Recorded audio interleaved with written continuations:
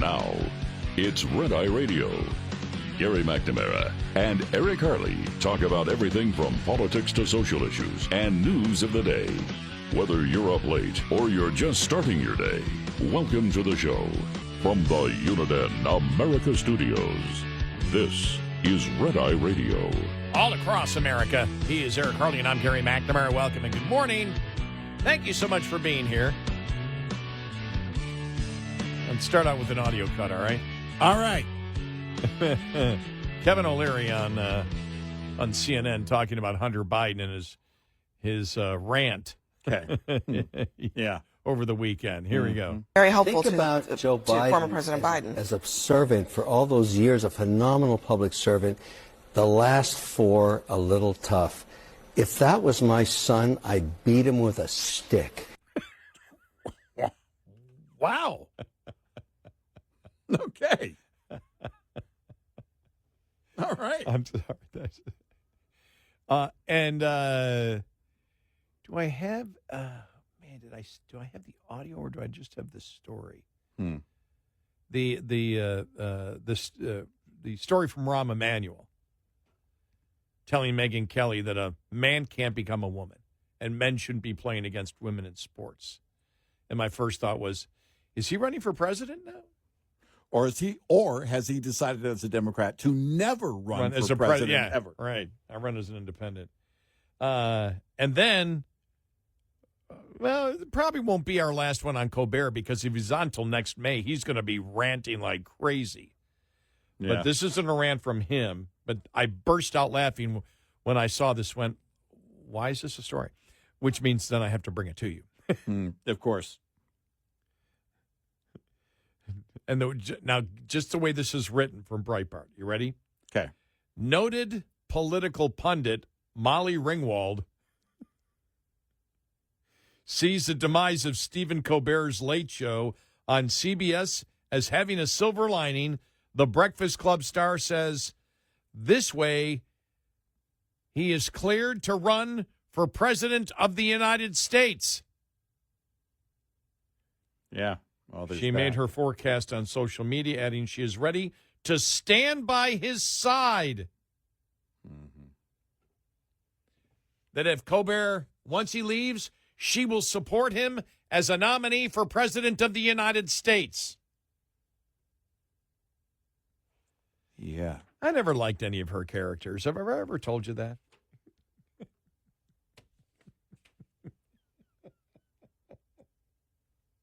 Already ready to vote for him. She's all ready to vote for Colbert for president. Yeah. This interesting. I can't wait to see how the president will respond to this. There's the headline. Iran will not give up nuclear enrichment. Top official confirms. Iran on Monday confirmed it will not give up its nuclear enrichment program in an exclusive interview with Fox News' Brett Baer. It's the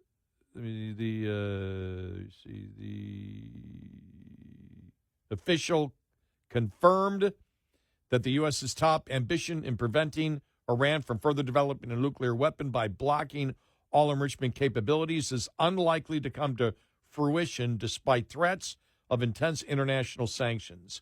We cannot give up enrichment because it is an achievement of our own scientists. You mean dead scientists. And now, more than that, it is a question of national pride. Mm-hmm. Our enrichment is so dear to us. The foreign minister confirmed that the extent of the damage to its nuclear facilities caused by U.S. strikes last month was serious, but he would not comment further on whether any enriched uranium survived the strikes. Mm-hmm. There you go. That means they won't sign the UN deal. There's a UN deal being brokered by Trump that, he gave them some time to sign. We'll see what happens. Yeah, I guess we'll see. More stories out there. Former Vice President Kamala Harris was mocked on Monday for commemorating the one-year anniversary of the start of her failed presidential campaign. See, this is why we don't have to work. If anybody's wondering, is your job hard? It used to be. It's not anymore. Yeah. Harris celebrated the anniversary by writing a post on X with photos from her past campaign. 1 year ago today, I began my campaign for President of the United States. Over the 107 days of our race, I had the opportunity and honor to travel our nation and meet with Americans who were fighting for a better future. And today, millions of Americans continue to stand up for our values, our ideals, and our democracy. Their courage and resolve inspires me, whether you're attending a protest, calling your representatives, or building community. By the way, we all been doing our share and building our communities. I have been. I want to say thank you. We are in this fight together. I'm thinking, because we had the 3-day weekend, because you said this yesterday, which was the anniversary. I'm thinking that it is 1 year ago today, the momentous moment here on Red Eye Radio, where we played her first commercial. Wonder if I can find it. I'm going to look for it. Yeah. I just thought about that now. And that was the commercial where she said that Donald Trump has failed the American public on the border, and that she would secure the border. She would take care of the border that Donald Trump could not. Right.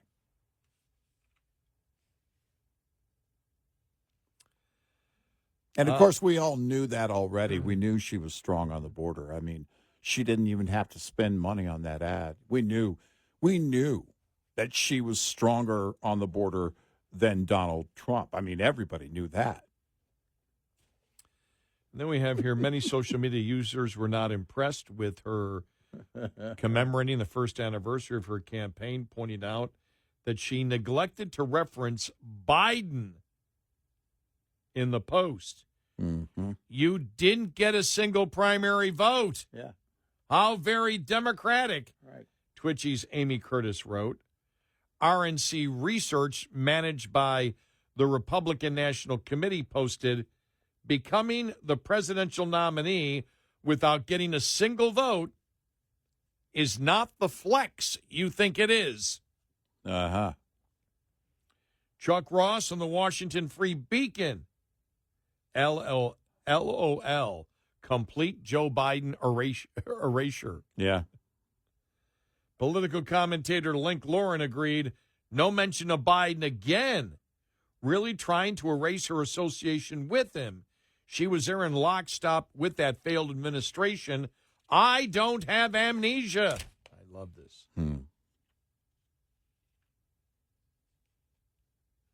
I wonder what caused that campaign to begin on July 21st, said National Review senior writer Daniel McLaughlin. Author John Hawkins. 1 year ago today, I began my campaign for President of the United States. Oh, wow. I remember that. What did Drew Barrymore call you? Mamala. Ooh. And Beyonce endorsed you, right? How did that work out for you? Did you win? Town Hall columnist Kurt Schlichter. Your failure and reputation were complete. Wow. Well, that's the thing. Why would you put something on that didn't work? I mean, you're celebrating the beginning of something that failed. Last year at this time, I had my worst golf round ever. Yeah. Woohoo!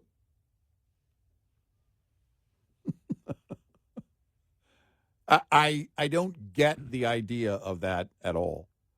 But, of course, she did many things that didn't make sense. So, okay, that's Kamala Harris for you. Oh, since I didn't mention golf, for the people that in the media that are having this incredibly hard time to understand the mind of Scotty Scheffler, who won the British Open this week. Right. And this was last week after he said, golf isn't the most important thing, to him, and said, one of the times I wonder, why I'm playing this sport. He said, I love practicing. I love playing. I love developing the shots, and if you saw his press conference, he hates all the questions on comparison and celebrity. And Scotty Scheffler is very easy to figure out. I think most average people can figure him out. And it reminds me of something that you have said and something that we have discussed. We do this because we love the process. Yeah. Yeah. All the other stuff doesn't matter. Right. Somebody writes about it. I don't care. Yeah. Publicity. I don't care. Right. I do this because I love the process of doing it. That's what he explained. I like doing the work. He said, exactly. He said, I love practicing. I love developing strategies. And you could see it. He loves that. And the other point that we said, look, golf doesn't define me. Right. You know, this isn't about who I am. And he said, if my wife told me, my wife said, you've got to quit, I'd quit. If something came out with my child, I'd be out. Mm-hmm. He basically said, I love golf. I love the process of it. It doesn't deserve the accolades. He doesn't believe it deserves the accolades that he gets because of it. Because basically, when it comes down to it, you're hitting a ball with a stick, but you're hitting it pretty well. It doesn't compare to love. It doesn't compare to his spirituality, his faith, his love for his family. That's what comes first. Mm-hmm. Of course, he appreciates it all. But when he said, I don't know when he played, when I tell you this, here's the one answer he didn't give. When he said, I don't know when I play it because, I win, and you celebrate for a couple of minutes and everything else, and it's great, and you cheer and all that. And then I see my wife, and it's like, hey, what's for dinner? Basically go on with family life. Right. I know why he plays it, and I know why he doesn't celebrate very long. It's the same mentality I had, or so many people have. When you win, you sort of expect it. When you lose, oh, my gosh, you play the game not to lose. I hate losing more than I love winning. Mm-hmm. Also, if I win anything, it's on to the next day starts at 0. Exactly. And that's what he said. That's the point. You and I have always said that you do one show, then as soon as it's over, what are we going to do tomorrow? What are we going to do tomorrow? Right. You're never involved. You're so into it where you don't sit there and think like the media, well, what stuff does this mean? What does this mean for you in the terms of, when you think about it, are you reaching as high as Tiger Woods? He goes, I'm not even thinking about that. I don't care. He goes, and stop comparing me to Tiger Woods. I've won 1/4 of the majors he's won. I'm not even close to theirs. He was saying that yesterday. Right. It's sort of silly to do that. Right. But you see when you talk to him about, and I saw this, you talk to him about his family, watch his face, watch his intensity. You talk to him about the process. I saw him after the press conference when he was dealing with, it was on the Golf Channel, and they were asking him, what were you, when you took this shot, what was your, what happened here? I took this. When he starts talking about the process of actually playing it, you can see how much he's into it. Yeah, sure. And so he loves the process of doing it and the intensity of doing it, but once it's over, it's over. Right. Right. I think a lot of people understand that. The media doesn't. They're trying to hype everything. What does this mean for you and your mind? Does this mean that the goals that you've had? Well, no, I've always had the goals to do this, but, I don't think those. I do it for this reason. Yeah. And they just seemed completely confused at times, and I went, I get what he's trying to say. Mm-hmm. You want the work to mean something, but you want the work. That's exactly. the biggest part of it. And that's I don't know why so many people. I think they need somebody at that level to, I don't know, for it to be about. If I don't get my next trophy, if I don't get my next win over there, if I don't get my next this or my life is gone. Well, you're trying to create drama in a sport that doesn't have that kind of drama. With a person that certainly doesn't carry it. It's about the game. It does have some drama. Aside from what Tiger did, or maybe John Daly. I wasn't able to watch the last round. I was running errands. I was shuttling people around. I actually did listen to it on the BBC broadcast. It was radio play-by-play of golf. I was laughing the whole time. It was great. British people, British commentators doing? Yes, so it makes it seem much more important than it was. And he's lining up. We are here on Sunday. That's what it was. And the crowd is going. And but it was the, okay, wiggling his left toe, flexing his knee as he pulls the club back. The club goes forward. There's the ball heading towards a hole. It goes right. It goes left. It goes right. Oh, it's not in the hole. And this guy we're talking about is in 20th place. Yeah, exactly. That's what it was. I was laughing the whole time. You know why? Yeah. Oh. One time I had to do play-by-play golf a long, long time ago. Yeah. One time I had to do play-by-play for golf, and I laugh at it because it had to be so bad. You do play-by-play for golf. Yeah. Yeah, and make it interesting. I was dying laughing. Yeah. My great-nephew was in the car as I'm driving. It's like he put on his earbuds. He's like, Uncle Gary, you're listening to golf play-by-play and laughing like crazy. It's like, you don't understand. Exactly. 866-90-RED-EYE. This morning's USDA Farm Report is brought to you by Howes Products.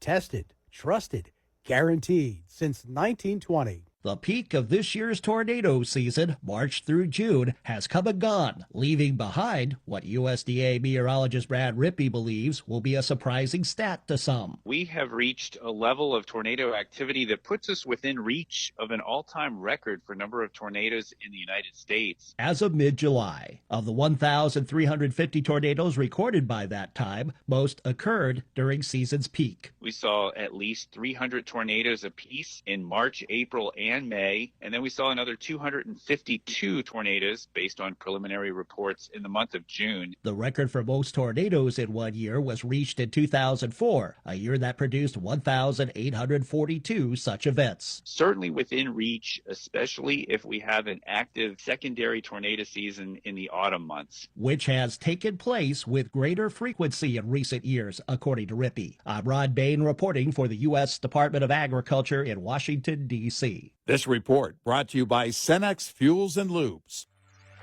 We'll be right back with more Red Eye Radio with Eric Harley and Gary McNamara.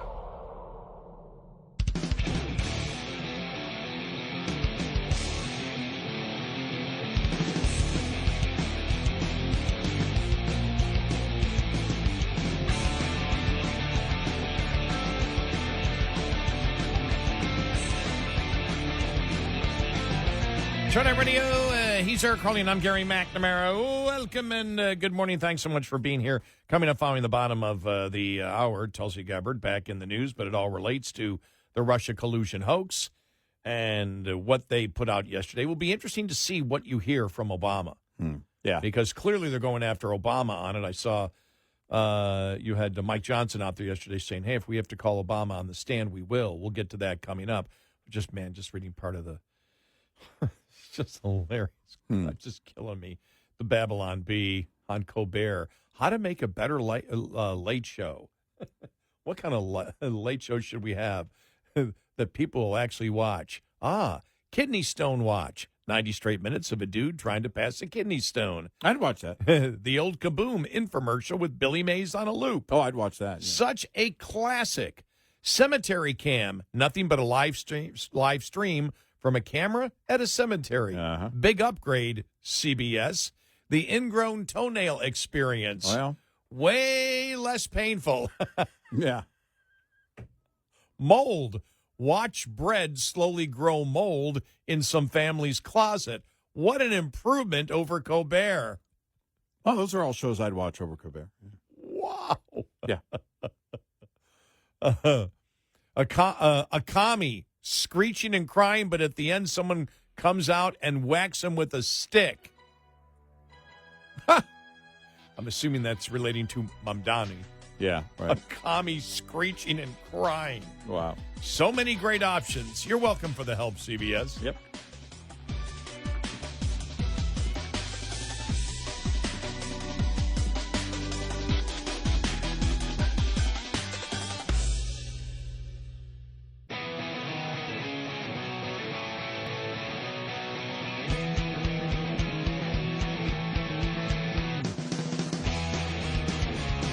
You're listening to Red Eye Radio from the Uniden America Studios.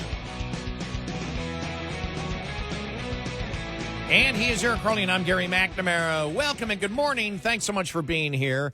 All right, this entire thing that happened with Tulsi Gabbert over the weekend, and they put out the evidence, new evidence of Obama administration conspiracy to subvert President Trump's 2016 victory and presidency. Okay, and it comes out and says, new evidence of Obama administration conspiracy to subvert President Trump's 2016 victory and presidency.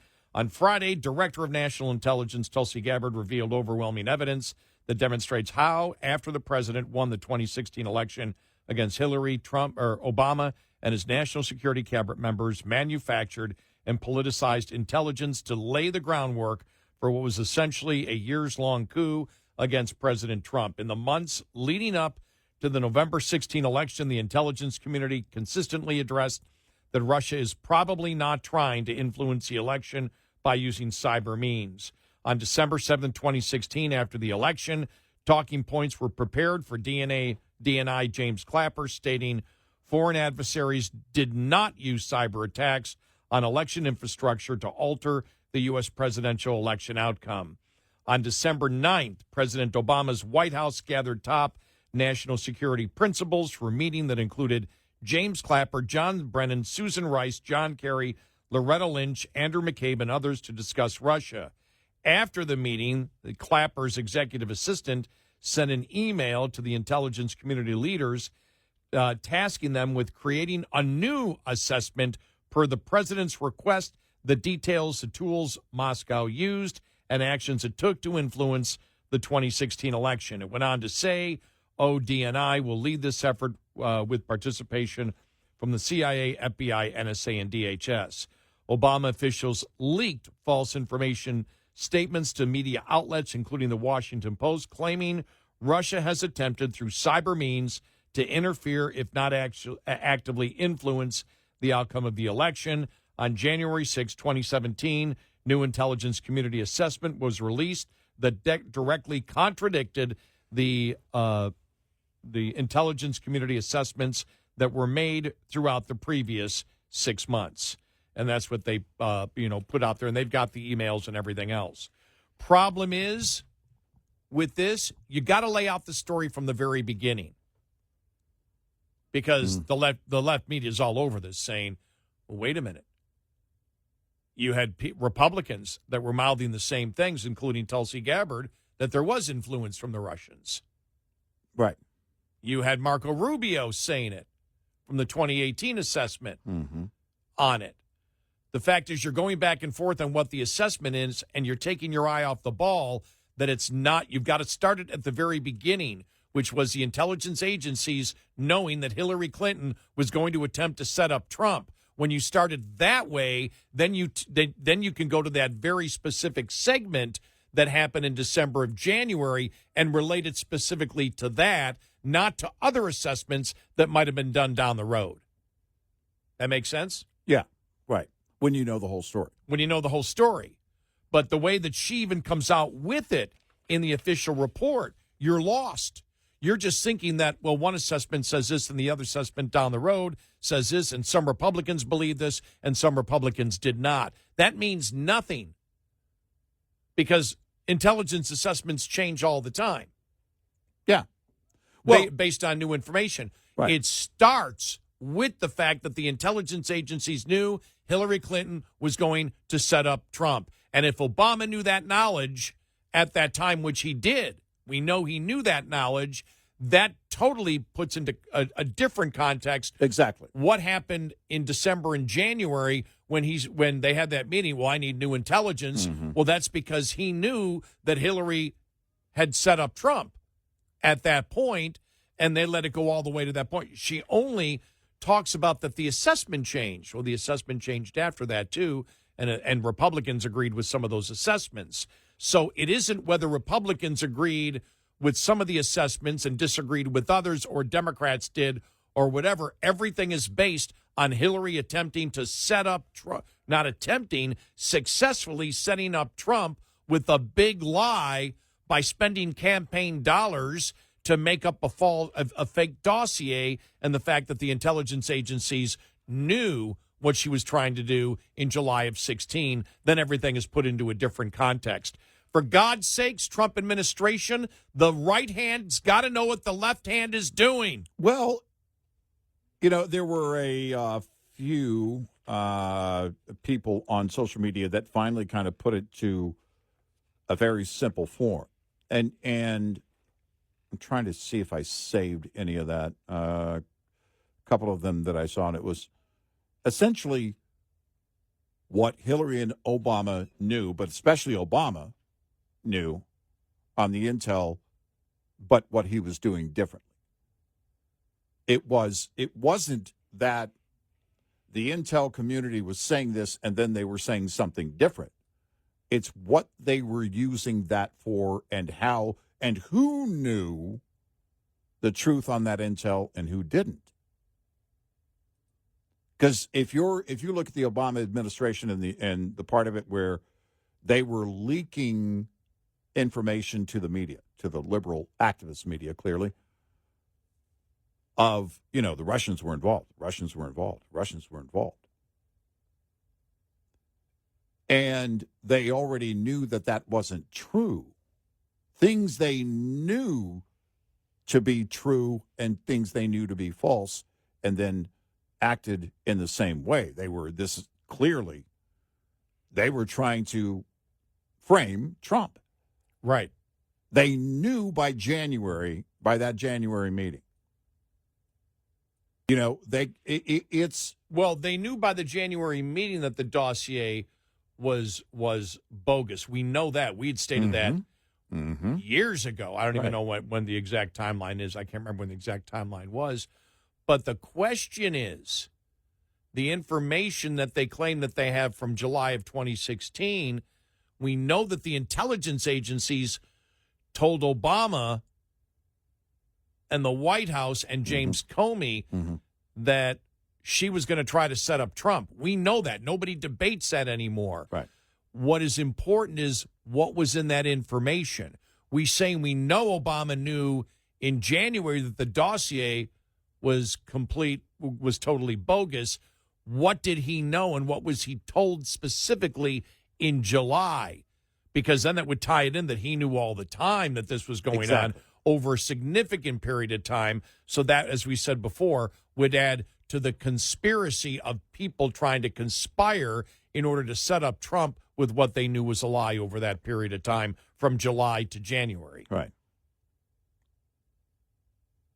Because you have to put the entire picture into perspective and add that part. That's just one part of the entire effort. It's a small part, and so I just went to CNN, and CNN's the whole thing is on. Well, no, Marco Rubio said the Russians were doing it. Gabbert even said they were doing it.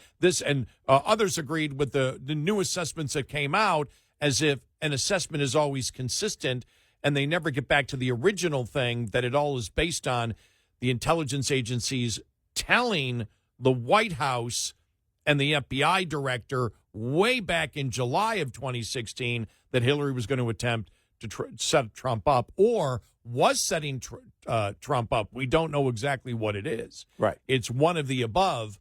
Well, it's part of that. And what information did they have? Exactly. What was the specific information of how she was going to set him up?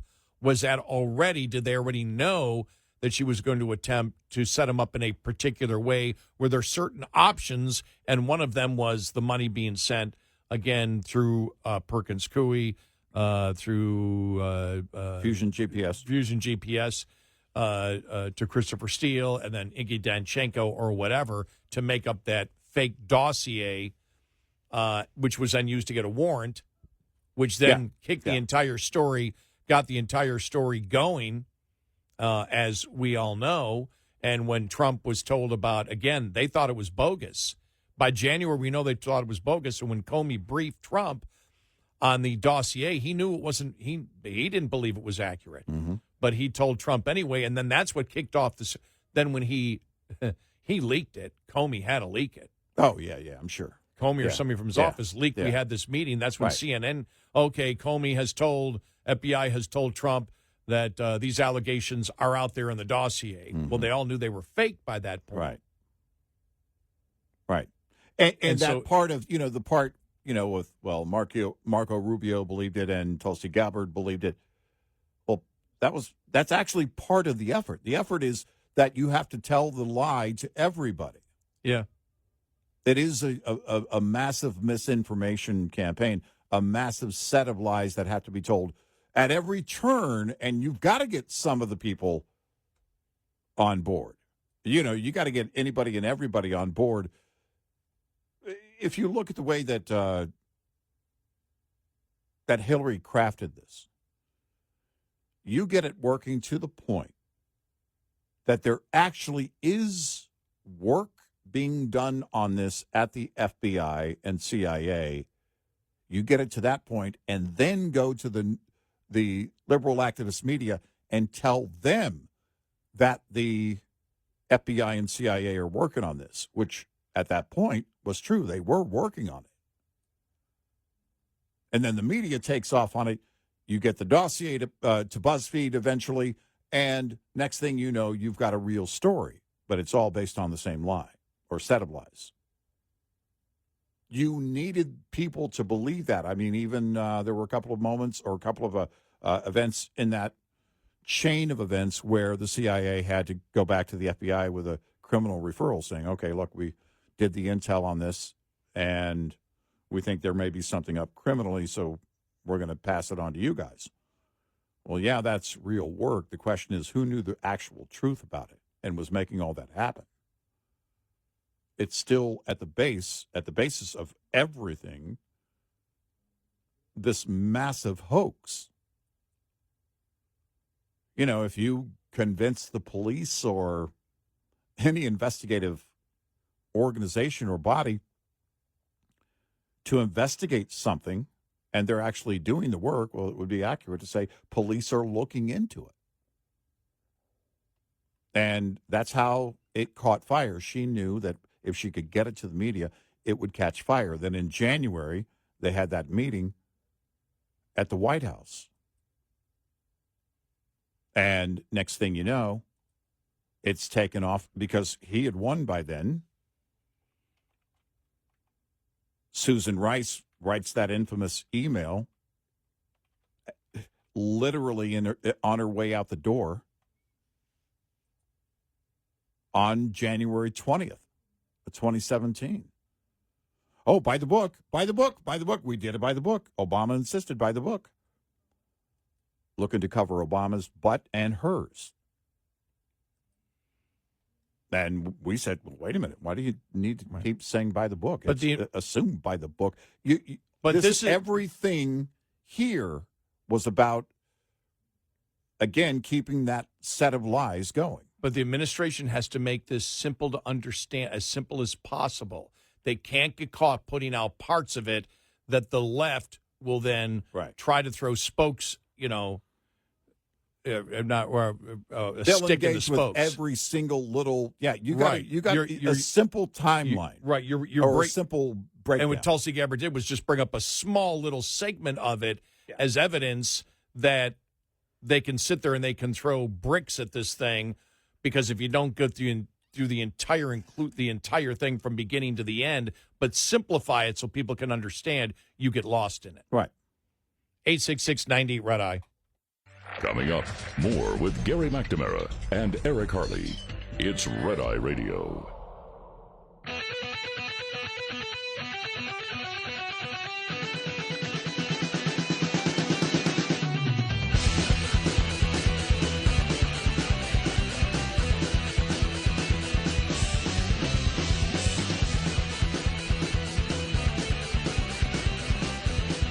It's Red Eye Radio. He's Eric Harley, and I'm Gary McNamara. Well, I did see the story where the interim astronomer CEO embraces the company's public spotlight.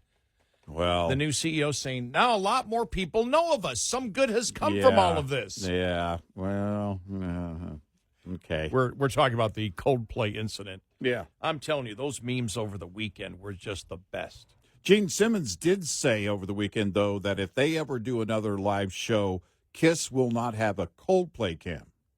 Oh. All right, I can go now. We'll be suing Coldplay because we have, of course, the rights to the name Kiss or Kiss Cam or Kiss anything. You know the one I like the best? The meme I like the best was Kramer hugging Mr. Costanza, who was wearing the man's ear. Yeah. Yeah. Yeah. That's funny. I showed it to somebody who's not a Seinfeld fan and said, I don't understand this. What does this mean? It's like, right.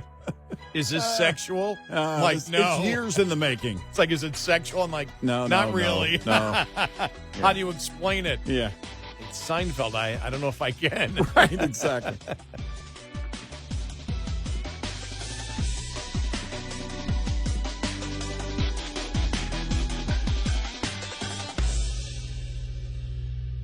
This is Red Eye Radio on Westwood One.